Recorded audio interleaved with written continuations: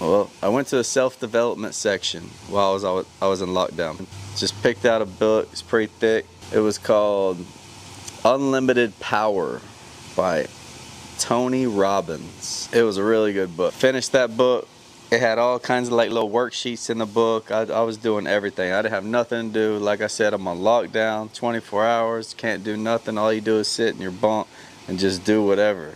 So I just read and did these little workbooks, worksheets, whatever it asked me to do. By the time I was done with that book, I was kind of hooked on this personal development stuff. So I went back to the library, turned that book in, got another book by the same author called Awaken the Giant.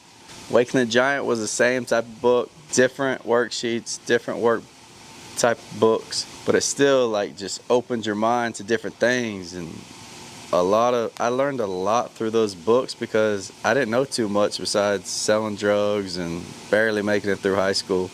I read that Awaken the Giant book and I just started thinking, and I said, man, I really remember that those questions that it asked me about the 3 richest people. 1 was in oil, 2 was in real estate. And I made up my mind from that point on. I said, I'm doing real estate. I want to do real estate. That's what I want to do. So from that point on, I was in prison a little over 7 years. For the next 5 years, all I did was consume real estate books. I got every book I could possibly get my hands on real estate. Not only real estate, on business, anything business, personal development, any non-fiction book.